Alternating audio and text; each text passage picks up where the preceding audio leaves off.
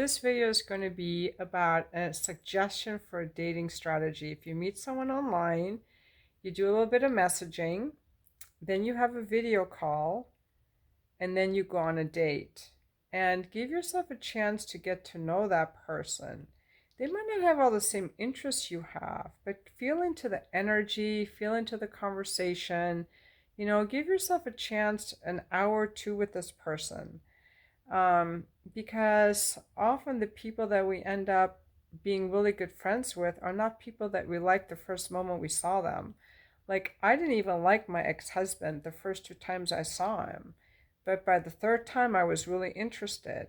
Kind of how you meet people organically at school or at work or the gym. So I think that those quick coffee dates or quick one-off dates are just not enough time, really. So now watch my video. I'm going to splice a bunch of videos together here to make the point I wanted to make about dating and give you guys a little bit of entertainment. And then I'm going to have my dinner. I did order from DoorDash tonight, so I hate to cook. So a man who likes to cook, oh my God, would be heaven sent. Quick dating video, and then on the end of this video I'm going to show a little footage from my time at the falconry event put on by Match.com, which was super cool. We had these little hawks flying onto our hands, gloved hands. Anyway, so one thing I want to say about needy, it's totally okay to be needy. We're all needy, okay? It's all right. What I say about being needy is when somebody needs me to feel okay on an ongoing basis, not here or there, but needing me to be okay with your life because you can never be okay without someone else. That's what I'm talking about with needy. But yeah, there are times when everyone is needy. So let's just be okay with being needy. But I don't want you to need me to get through your day or to feel good about yourself on an ongoing basis, or so that you can feel loved. Okay. The other thing I wanted to talk about was I'm just new to dating. I'm trying to figure out what I like. So one of my friends came up with a good system that I'm going to share with you, which is you meet someone online. If you meet someone online, you can exchange a few messages, and then you can move to a video call. On the video call, the gentleman can ask you on a date. I think the date should be something that requires a little bit of investment of time or money. So if he's a college student, maybe it would be meeting for a pizza and a beer, or a pizza and a tea. Or it could be, meeting for a glass of wine and an appetizer. If you're older and more established, dinner would be a nice first date. So I'm going to use that from now on as my sample. And I'm going to also give out my number at the first date if I feel like giving the gentleman my number. Like, we have to start feeling like, okay, what does it feel like? What do I want to do? Am I just going through the motions because this person wants my number? Or do I want to give this person my number? And for me, I know a lot of people don't agree with me, but I guard my privacy and who I spend time with, and I give out my number to people that I want to have in my life. So I think that any of you and me giving out our number, this isn't just for me, giving out our number is a privilege. It's an invitation to be a friend, to be in my life. And I'm very choosy who gets my number, okay? So I don't want to have a bunch of guys that have never asked me on a date have my number. I have to like you to give my number. It's almost like, would I kiss you? Would I bring you into my home? I have to like you at that level before I want to give you my number. Like, I am not one of those women who just throws out her number, guys, because I want them to text me and have access to me. No. So I think this is going to be a really good system. And Again, I'm going to encourage people, like when you're dating and getting to know people, that relationships happen in person in real life. Relationships are not built over text or over, video calls either. I think the video call is a good screening tool. Relationships are built in person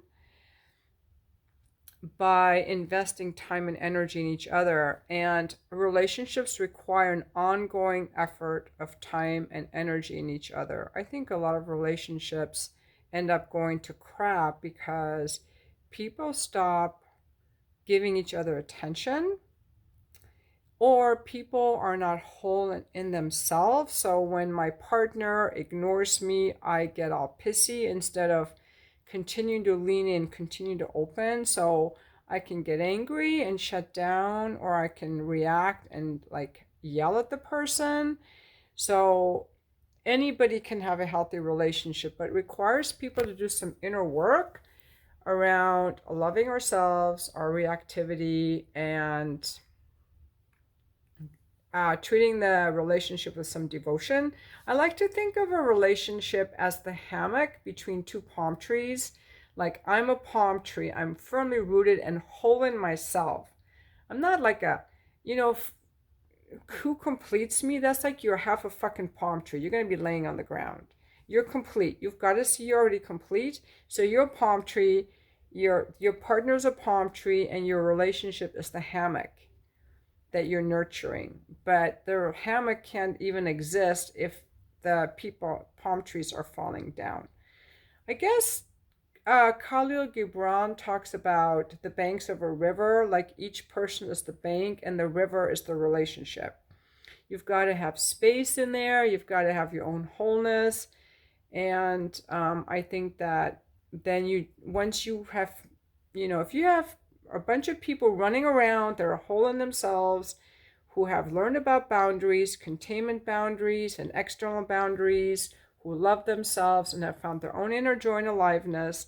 Now they can come together and see, well, are you a good match for me? But we have a lot of wounded people running around. In fact, I would say in the last week, I've come across at least 4 people whose relationships have ended. And the reason they ended was because one of the people there was a lack of wholeness in the people. There was a lack of wholeness. There was I need you to complete me on the part of one person. I need you to complete me. And if you don't complete me, if you don't text me back, if you tell me no, I'm going to fall apart. I'm going to say this relationship is over. I'm going to have a temper tantrum. I'm going to be all get in an argument. That's unhealthy. Do you see that? So I don't want to hear the stuff about all men are, all women are. You attract what you believe is possible. Our relationships mirror our internal state. And that's why I've been doing all this, like, I need to be like a whole complete person so that I can only attract a whole complete person. Right now, I don't even know if I want to date. Like that date on Saturday, and I might have done some stuff to turn him off. Like he couldn't enjoy me. First of all, he didn't like that I don't like to travel. I don't like to travel. So, I let people know that. You're looking for a travel buddy, rule me out. Go find someone else, okay? I love my life here. I don't want to leave it to go somewhere else because my life is like a fucking vacation every day. So why would I want to spend $2,000 or $5,000 going on a trip when I'm happy right here? The other thing was I was very bored with him in the conversation. So I started to spice it up by talking about sex because he was kind of boring and I think that he couldn't handle it. A lot of guys love that. But the way it came up is I was kind of talking about how sometimes men are more adventurous in trying someone sexually, and I'm really not that interested in hooking up. I don't hook up anymore. I told him that, and I just brought it up, and I told him about a time. It was my birthday. It was probably, I think, 4 years ago. I was out with a friend at this live music place in Carlsbad, and this gentleman was talking to me, and it was my birthday, and he had a hotel that he was staying at on the beach, so he invited me over. And I said, I'm not going to have sex with you. And he goes, that's fine. We're not going to have sex. We're just going to spend the night. I said, are you sure? Because I'm not having sex with you. And the guy had said, that's fine. And then all night long, he kept bugging me to have sex with me. And I was just so turned off. I finally left early in the morning. I was like, I have to get away from this guy. And I kept saying, why, like, why would I want to have sex with you? And he said, because it feels good. And I said, well, it might feel good to you, but it's not going to feel good to me. And I'm thinking, I don't even want him near me. And that to me was a big difference between men and women.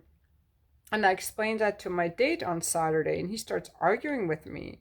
This kind of turned me off. And he said, well, you let him on. A lot, he goes, a lot of women would say that you let him on because when you're going back to a man's hotel room to spend the night, he's going to expect sex, so you let him on. I said, no, I didn't lead him on because I told him before I went with him that there would be no sex. And he said, yeah, but you let him on because he's going to expect that. I said, well, that's his problem. When I say no, that's no. I'm intentional. This guy is arguing with me. So I finally told him about when I went through my fucking spree after my divorce. I was looking for sex, and I was on OkCupid and Plenty of Fish, hooking up with these young guys, looking for sex. I would meet them for coffee and invite them home. And he was just very quiet, this guy. He was very shocked by it all.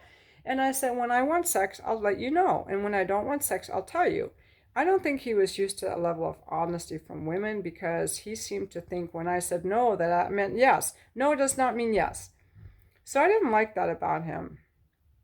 And so I think when I started talking about all these men I hooked up with, these guys in their 20s, I turned him off. But as my friend said, maybe he was worried about his erectile dysfunction. He's like, this chick likes to fuck young guys, and I got this ED thing going on, so I am out of here. Because right after that is when he said, well, this isn't going to be good for romance, but we can be friends.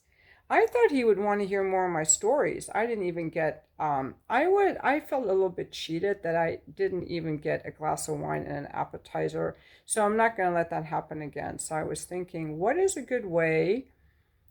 I mean, I thought about my part. So I decided from now on, I'm going to own my part. From now on, I'm not going to talk about sex at all on a first date. If I get bored with the gentleman, I'll just leave.